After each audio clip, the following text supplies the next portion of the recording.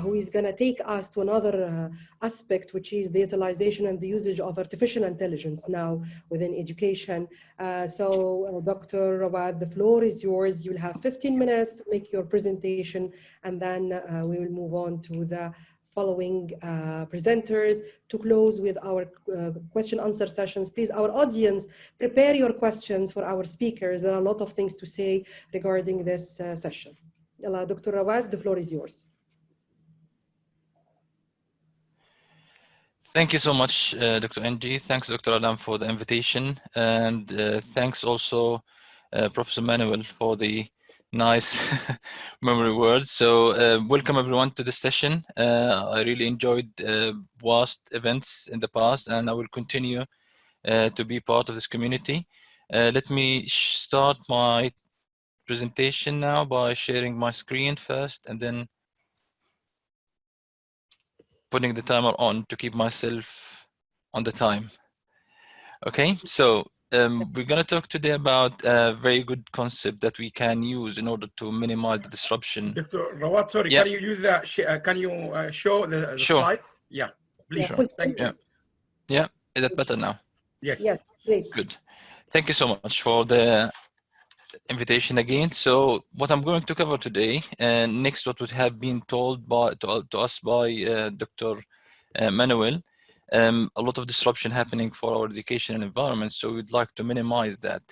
And that's the main reason why do we need to use AI, artificial intelligence, in education. I personally teach a lot of students in one module, and that kind of interaction, on-campus interaction, where we can talk to students, explain things to them, is not possible to happen online. Why? Because I can respond to one question probably in less than a minute on class or on campus. Now this cannot happen because I need to read the email, I need to prepare my reply, and then I need to reply to that student. And one of my modules, I have a lot of teaching assistants, but I have more than 300 students. And in that modules, we can't respond to students' emails. Even if you distribute the group to different teaching assistants, there are a lot of disruption that's gonna happen. Again, the uncertainty we have impose more restrictions on us in terms of delivery, in terms of structuring our modules, and so on. And bearing in mind what have been also said by Dr. Manuel about the structure and keep the task smaller, you need to keep the balance between the smaller task and the deepness of the knowledge that you need to convey to students. So in order to solve all of these kind of issues, there is no key, I would call rocket science that will solve all of these kind of problems, but we can try to use advanced technologies in order to make our learning experiences more fruitful with students. So here the AI will come to us. Now again, futuristic solution, again focus on the sustainable development goal, mainly the one related about quality of education, and also the number 8 goal, decent work through our environments. Again, a lot of challenges are happening during the last couple of years or last 1 year now. We need to focus more about what we have in terms of the sustainable development goals here, especially for goal number 4, which is quality education, and also goal number 8. So I'll focus on goal number 4 about quality of education. What we have done here in order to maintain our work with students is just to look at the student, how they are learning in online environments. We managed to look back, evaluate what we have done on campus before this pandemic. We got some figures from national student surveys, from other kind of student impacts, other kind of discussion, other folks group. We've documented that in different ways. And then we managed to say what we are doing at the moment on campus and online is not at that same level.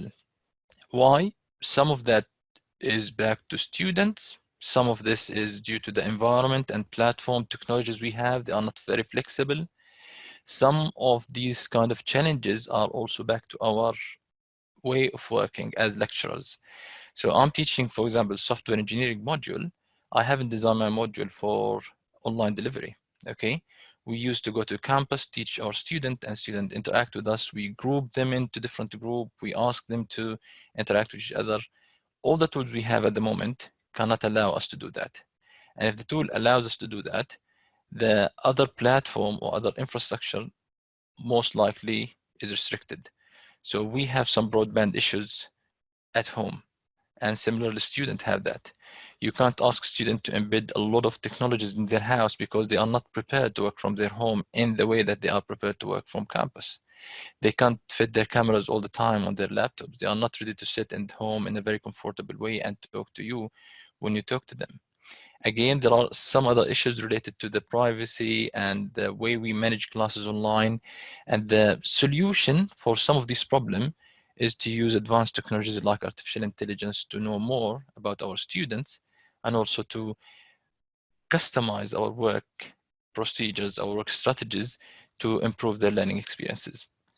So we came up with what we call here disconnected. These are the key challenges we have: disconnected educational system, because we have, I think, most of the universities now, they are using Microsoft Teams or Zooms. Okay, they are using Moodle or other virtual learning environment. They are using their own educational system like student record system and other stuff. And they are using a lot of e-portfolio systems. So these systems are disconnected. And even if they are integrated technically, there is no such features to recognize that Rawad as a student in software engineering module have been interacting very good in that module. So let's try to get that kind of knowledge and recommend different resources for him from the library system. There is no such feature for that. And there are a lot of disconnectivity between these systems. So we need to solve that issue in a way or another. Again, that issue is going to replicate more if students are doing, for example, undergrad and then they move to postgraduate student. We lost all the information about them and so on. Stakeholders are totally separate. We don't work together as we have been doing on campus last year or the year before. I don't meet my colleague. I have a teaching team, big teaching team in one of my module that I've never met. We do some online meetings, but that online meeting is not going to reflect and transform all the skills that we are looking for. Also, the communities we have a big TA communities now at the moment at the university. They are not also gaining the benefit of joining the academic environment and getting more skills. So our graduates at the end of the day, they have a lot of disruption even when they left the university and they go to work. They have a lot of skills that they need to learn. And this has been discussed with one of the key industry that we've been working with. Okay, so just a reflection about the differences between student and between the generations. So we have different generations here without referring to the age of any one of the audience here. There are different generations here. And these generations are just very, very high level differences between student having some kind of ages. So people from 60 to 75, I guess I can use my pointer here. Yeah, so from 60 to 79, they tend to have some kind of political transition, whether Generation Z, which has been born before 2010, they like the mobility, the multiple reality, social network, and so on. I am personally reluctant to add my social networks connections to the courses I provide to my homepage on the university, but some other new academic or student, they would love to have that. Now, this is not to say this is wrong or right, but this is the differences that we have between different generations. Again, the behavior between people who have been born between the 1940 to 59, as someone who's more of idealism toward the people who are going to undefined identity or being more realistic and from Generation Z. This again, also different if I just move this picture as well, in the consumption of the information that we have. So that difference is just a very high level of abstract.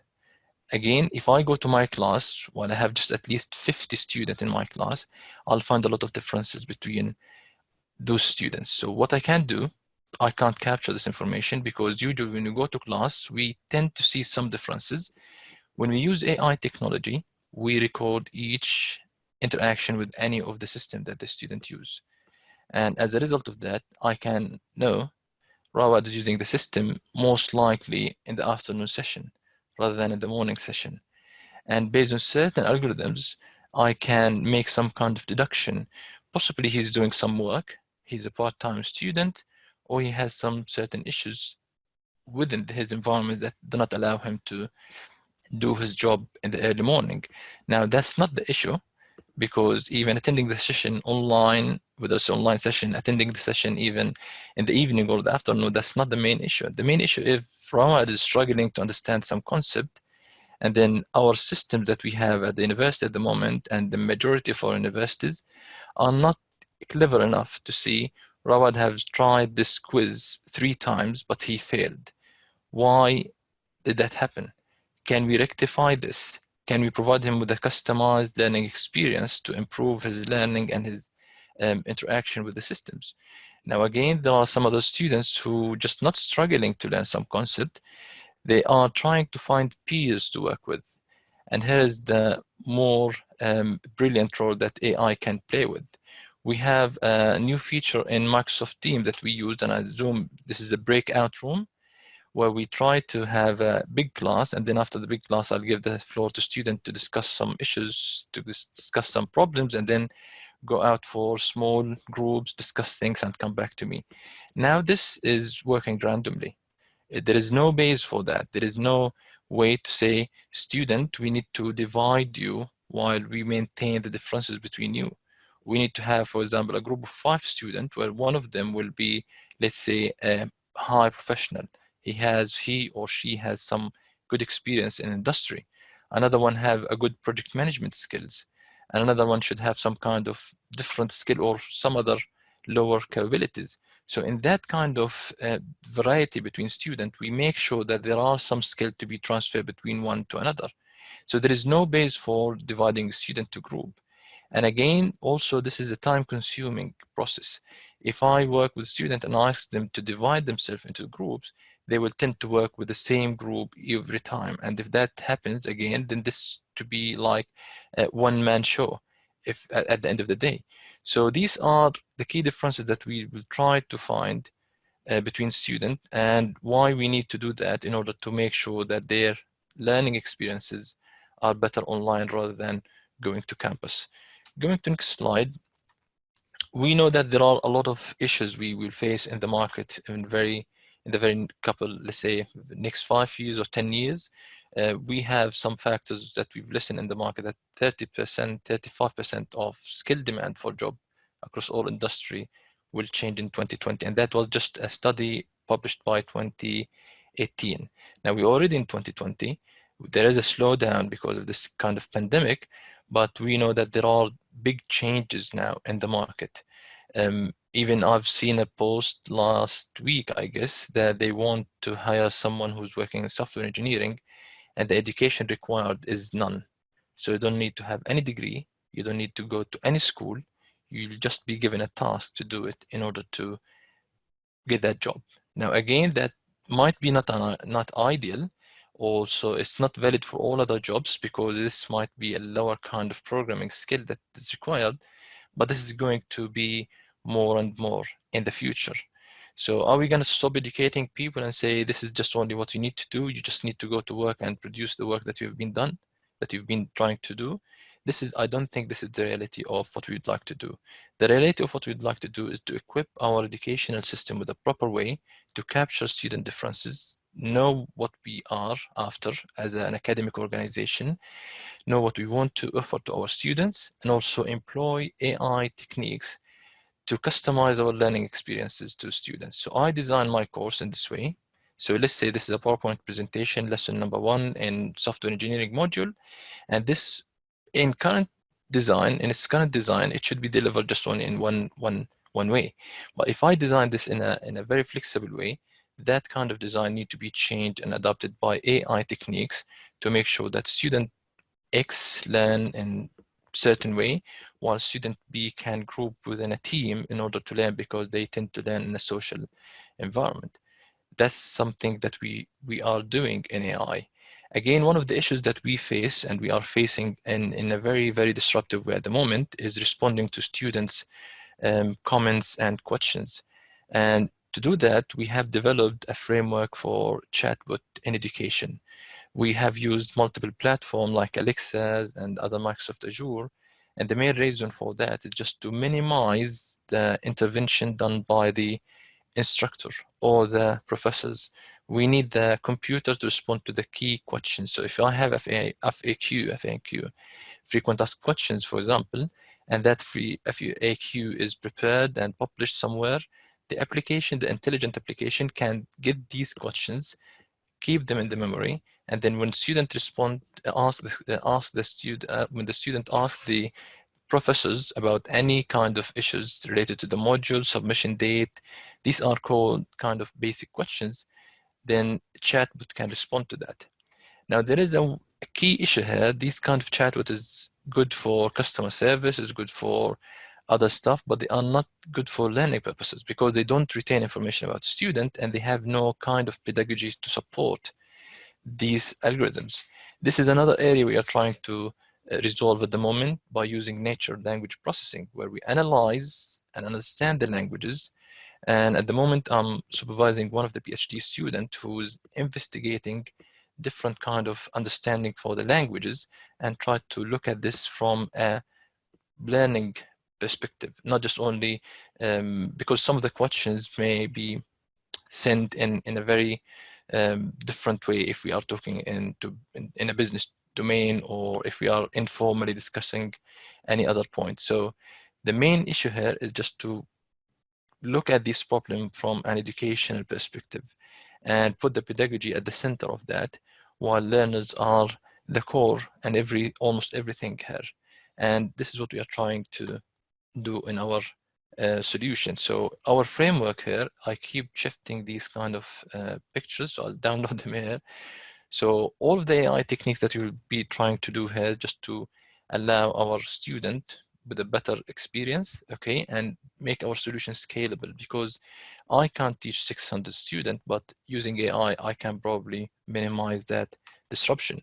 So our solution will focus on 5 things. It's a framework using AI in education. We'll focus on people, on our student, on our lecturers as well, to help them scale, and also we'll develop our processes in order to make sure that our processes fit for our purpose. The main issues we have at the moment, whatever process we have at the university, they are not flexible enough. For example, we have the support process. If students have any issues, they will email the support. I can't submit my assignment at the moment.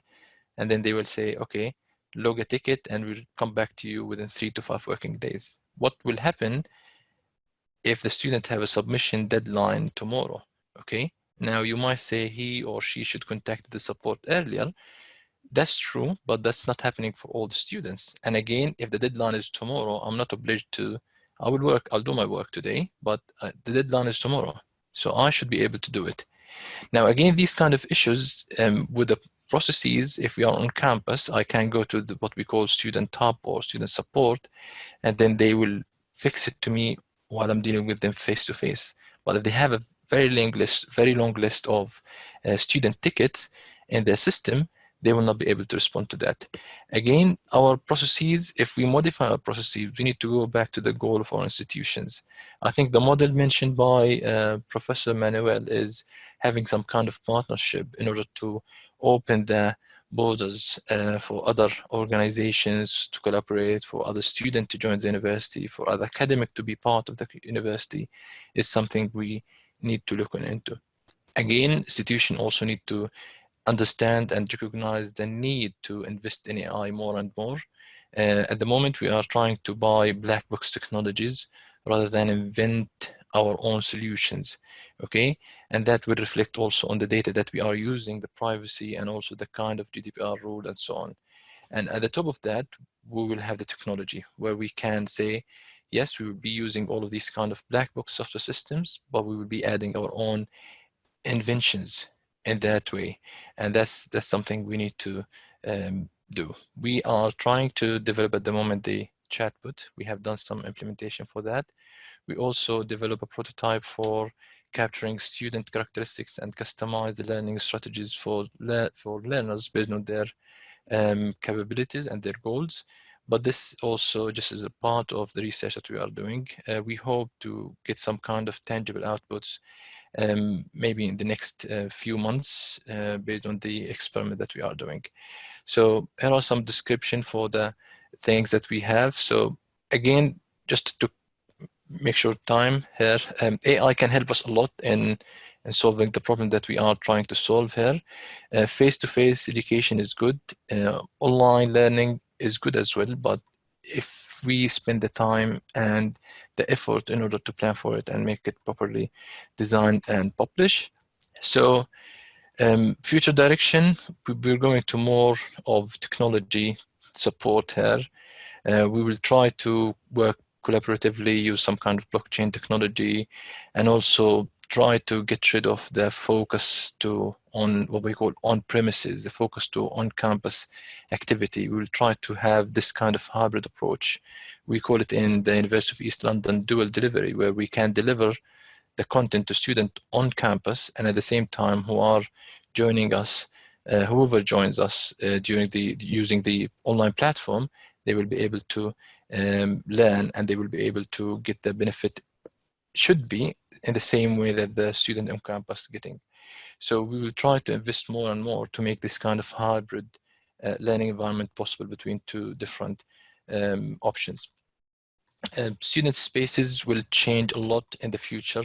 So students are expected to be sitting at home, sitting at cafes, working their own ways, trying to use technology to collaborate with each other. I've seen some students working on teams in different places. So a group of 5, 2 of them on campus, 3 of them are working from their homes or their cafes and whatever they want.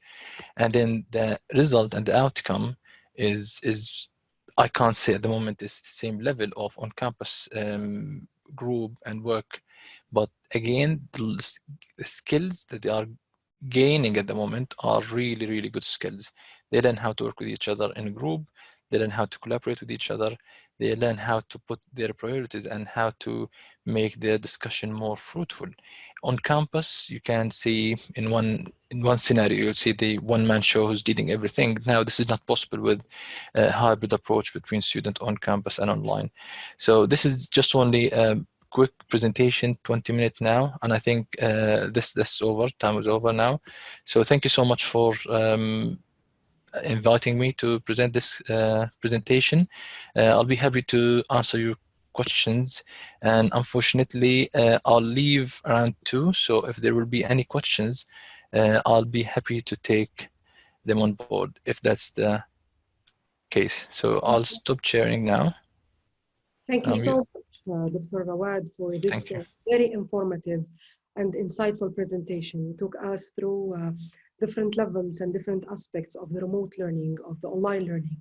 You took it from different perspectives. I like the beautiful triangulation where you have presented the concept of online learning from the student perspective, from the institution perspective, and also from all the stakeholders' perspective. If you are going to leave, and if you would love to receive your questions now, I can open the floor for the questions, because certainly we have a lot of questions to ask about this concept of artificial intelligence and how it's going to add value. And certainly it's going to add a lot of value for education post-COVID. Let's talk after the COVID-19, because we needed to have that forward-looking and to be very proactive and to prepare ourselves for the future. As an exception, since Dr. Rawad is going to leave, we will open now the floor for discussion, and then we'll move on to our third presenter, who is Dr. Sima, to close with her for her presentation, and then we'll come back again to the session, to the question answer, because we want also to come back to Professor Emmanuel and also to Dr. Sima for the questions. So any questions, our audience, to Dr. Rawad regarding artificial intelligence, online learning, and this, let's say, new situation and the new normal? I think you got Dr. Alexandra raising her hand. Thank you very much. Thank you for this lovely presentation, very informative, Dr. Rawad. So, and very appealing as well. From my personal viewpoint, I'm teaching on huge modules, and I would love some of your innovations or the ones that you're currently working. So please keep me in a loop. I'll be very much interested on those 300+ modules. But the question that I have is this whole approach requiring a wider conversation, if you wish? and transparency in terms of students and how they are part of those new developments and those new initiatives, and are they really a part of the conversation in what is important shift into a completely different approach to learning, and what we could definitely be able to discuss in either kind of a a realm of, is this going into the idea of surveilling students, or is it our idea of showing care and really caring for that experience, and that's why that personalization is important. So what do you think about that? So yeah, thank you so much for this interesting questions. I think students also, one of the differences between students is the way that they perceive the information and the way they understand why we implement these kind of changes to them. Some of them are understanding that this is just only the last resort for us as academic organization to keep them and retain them in the university. Some of them are considering this as the best innovation that we are doing with them in order to help them learn more and more and achieve their goals.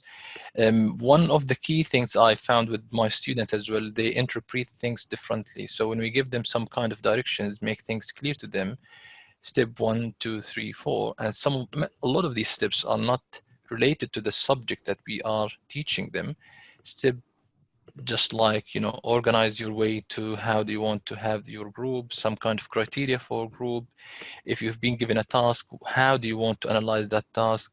Look at the objectives of that task before you start the task straight away, and then link this with the learning objectives of the module. So there are multiple layers, we call them hierarchy here.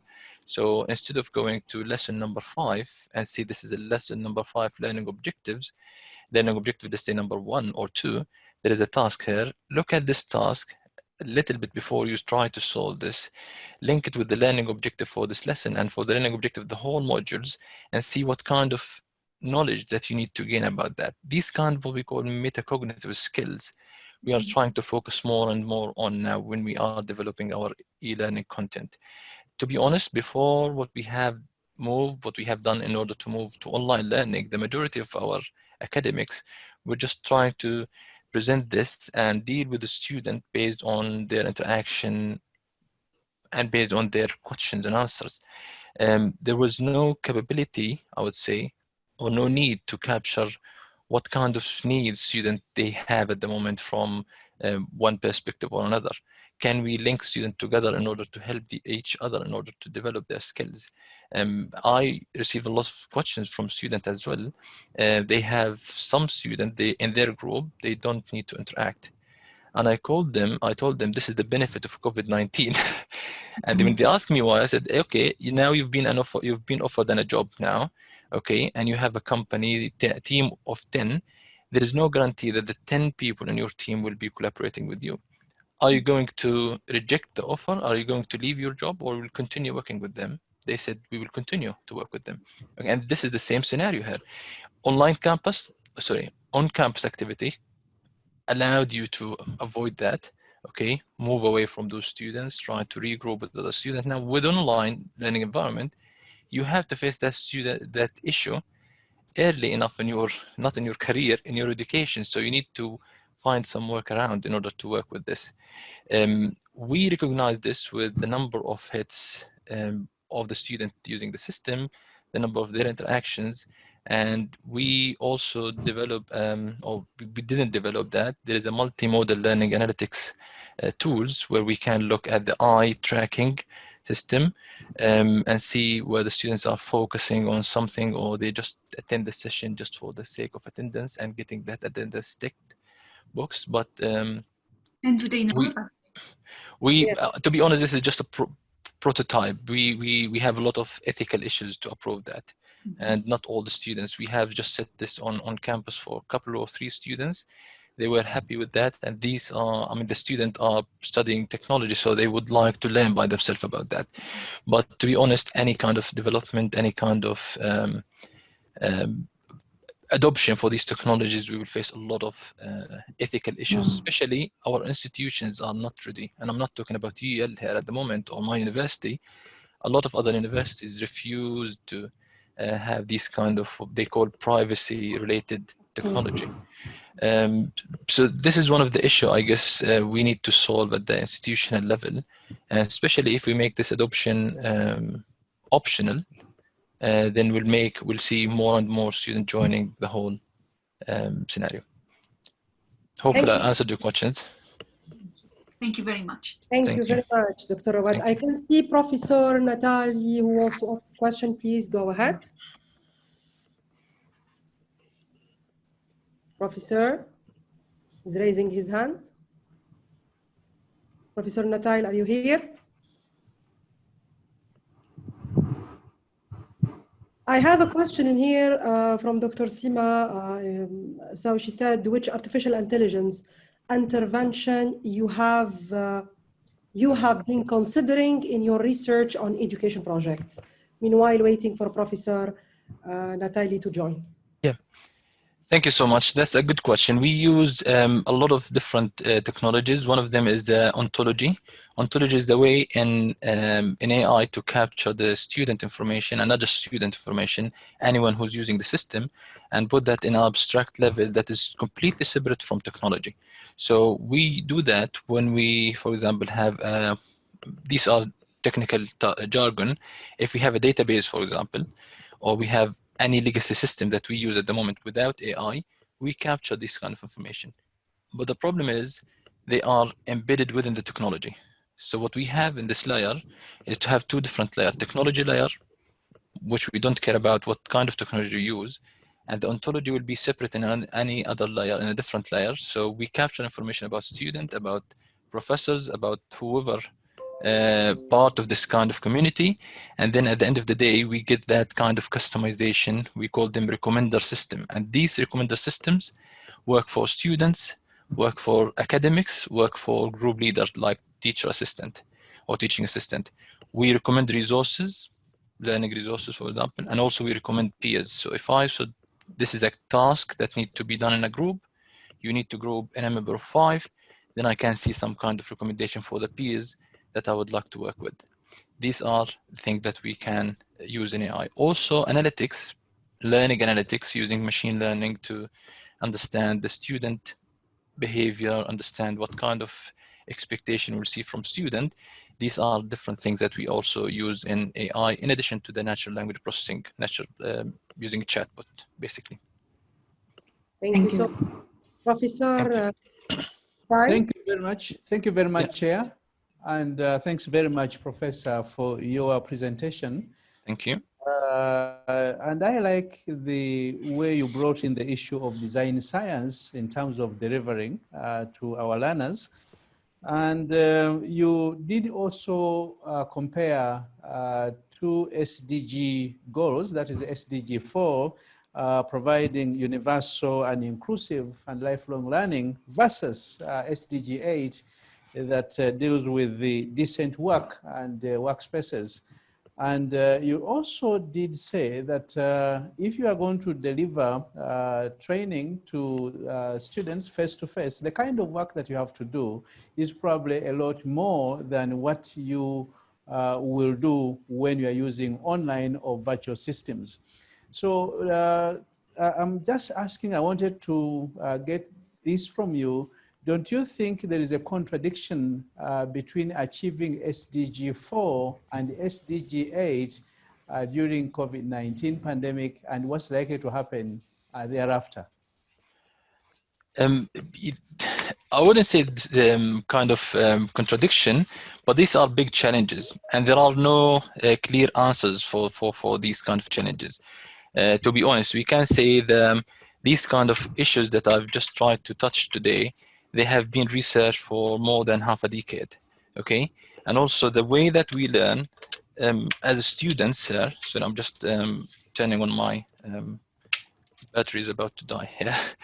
So the way we learn more about how do we learn, how do we achieve our learning activity is different. So if I look how students were perceiving their education 50 years ago or 30 years ago, and compare this with what we have today in school, you'll find this completely different, or not completely different, but to a very large extent it's different.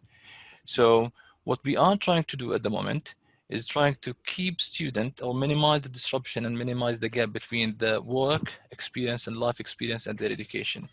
And by no ways, if we are saying we are doing this online education, we are spending less time to prepare content. I'm myself, when I shifted to online learning, I probably put the double time to prepare my content and maybe triple. And that's the same for students. My main worry here is the transferable skill that we have when we go to campus cannot be compared with online. So transferable skill, you talk with your colleagues about so many things. You learn about their professional experience. I know in many groups that students who are working in Amazon, in Microsoft, even in simple, let's say simple jobs, they are not very sophisticated jobs. They learn a lot from their work environment. Now, again, Microsoft last month announced that Microsoft company will allow everyone to work from home permanently. Now, the main question here, what about the transferable skill? What about the behavior of the employees coming from one good employer? What is the role of the model in that company? And this is similar to our student. If you haven't met your student, how do you know if they've learned a lot in terms of their personality, how they develop their skills? And this is not just related to the subject you are teaching to them, the way that they learn. If I go to the university and I see my lecturer or my professor coming every day or whenever we have a lecture, 9 a.m. sharply, then this is a message for me that you need to be very timely when you deal with any person, okay? If I see someone who's working always on deadline or by deadline, then this is also another thing that we see and we learn from it, and even indirectly, but we learn from it. Now, this is all missing in online environment. So again, there are a lot of challenges on the online, and I wouldn't expect these challenges to disappear in the next couple of the next 10 years or something. There will be more challenges because the kind of pandemic we have, the kind of learning environment, the challenges that we have will continue more and more.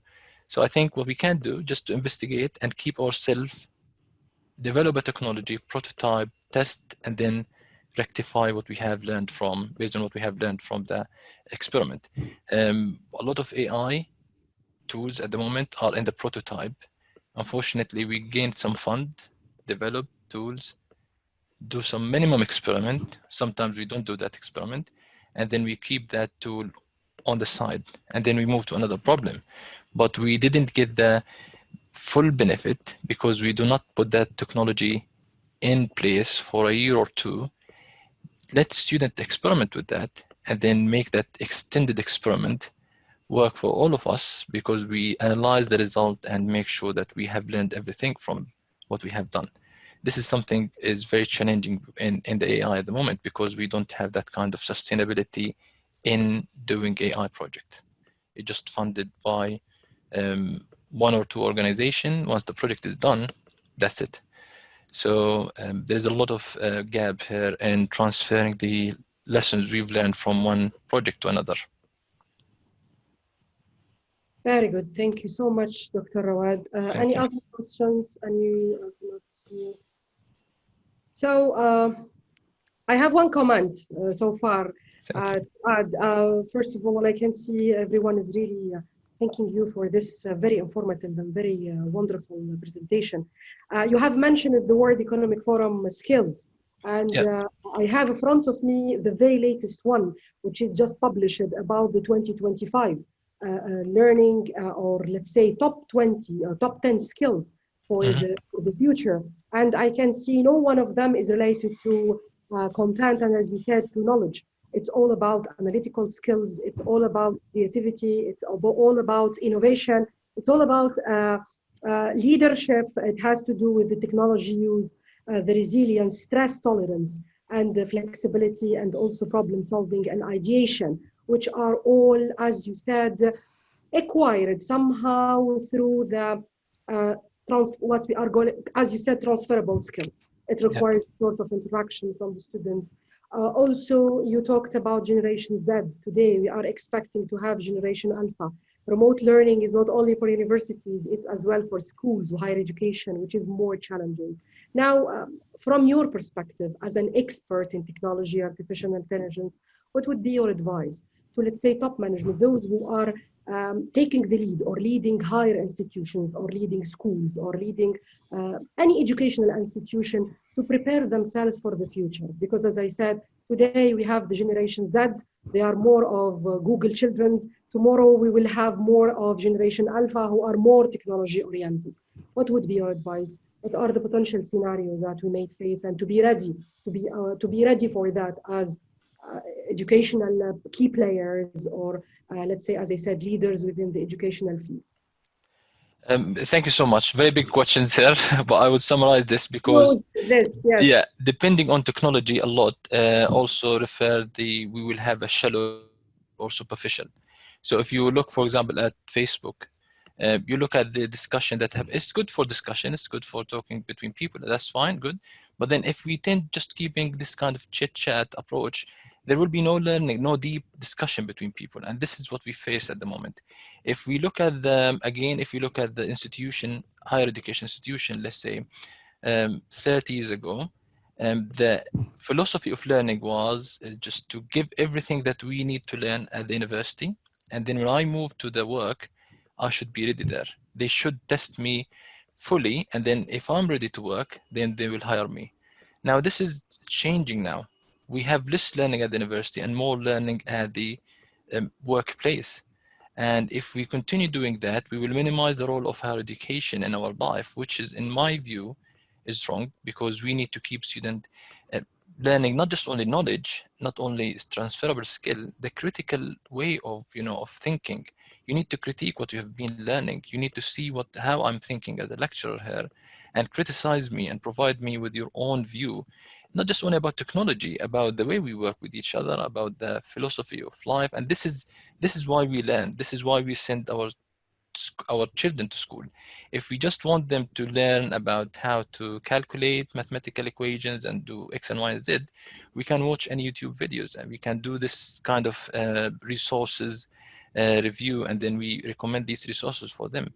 No, the life is much, much bigger than the technology. Technology can try to solve some of the issues that we need to solve, and this is the main thing that I would recommend. All of these kind of leaders need to draw the boundaries between where technology should work better, where human and interaction and kind of social life need to work better as well. Any successful manager, if I had to say that about in my life, I didn't see any successful manager who was very brilliant in his knowledge, but he has no social interaction with his team or her team. And that does reflect how people work with each other. We need both things. We need to keep the balance between our learning, our life, our social activities, and between technology. If we keep using technology and pushing technology for everything because technology can do things better for us, again, we will feel at some point we are disconnected because technology cannot do everything better for us. So a lot of big debates here, and I'm happy that this presentation kicks a lot of questions. And I think many of these questions could go for a lot of recommendation paper or white paper later on that can be published and guide some of our institution on how to develop better e-learning systems. Thank you so much, Dr. Rawad, for the feedback, for the answer, and for everything.